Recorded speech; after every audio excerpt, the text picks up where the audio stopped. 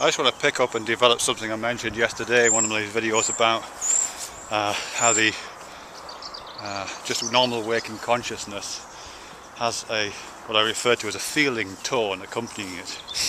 Because I've been talking about feelings quite a bit, and it's really tempting, I think, to understand that as meaning, you know, the very high-powered feelings of joy and pain and pleasure and sadness and all that kind of stuff, anger, rather than the much more subtle stuff that I'm talking about.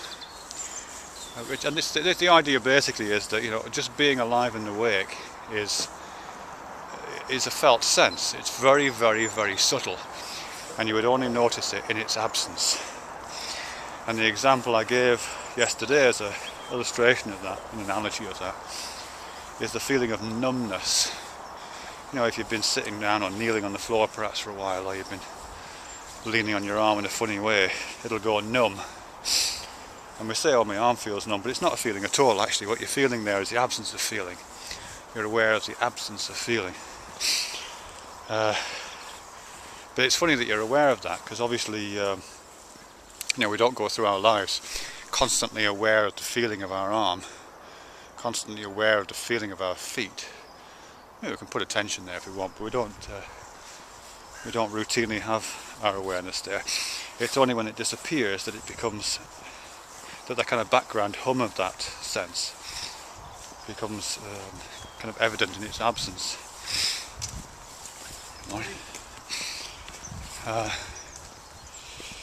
So the numbness in the, come on pups, come on. You know, the numbness that you get in a limb when you've been sitting on it too long is, as I say, a signifier of the, or indicates the absence of feeling that must be there the whole time. And the same is true for all these feelings. I mean, I'm talking about emotions and feelings, but they're essentially the same thing. I mean, it's all stuff that happens in the body. So whilst I'm walking along this path here, beautiful day here by the way, whilst I'm walking along this path here, certainly, as I said in the previous video, I'm not about to cry and I'm not about to burst into laughter. But it doesn't mean to say that I'm not feeling anything. Just the experience of being alive and awake is to be in the company of a set of emotional responses and feelings.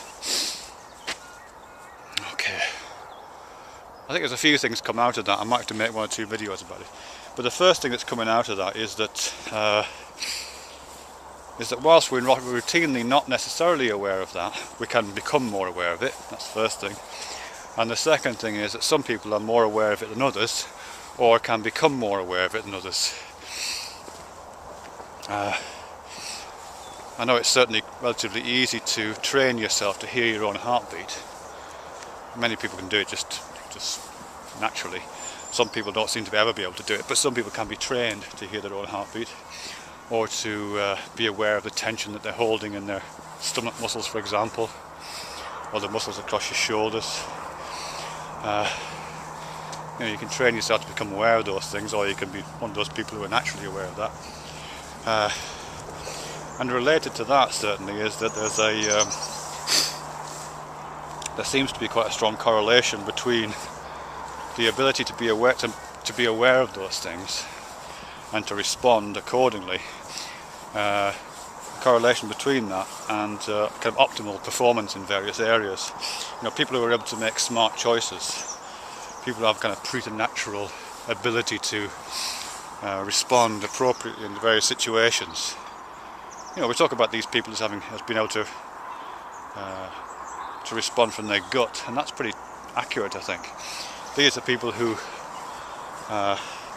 managed to join the dots up between this strange somatic sense that's happening all across their body as a result of changes in their environment, or changes in the kind of social and conceptual world in which they're moving through. They'll be able to identify these changes in their body, this felt sense, and allow that to colour their choices.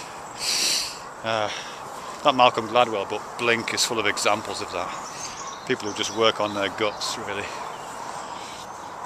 It can go horribly wrong, of course, but and it can fool you, but there is a sense in which I think there's an intelligence which comes out of being able to integrate the responses that the body makes to its environment, into one's perceptions and choices.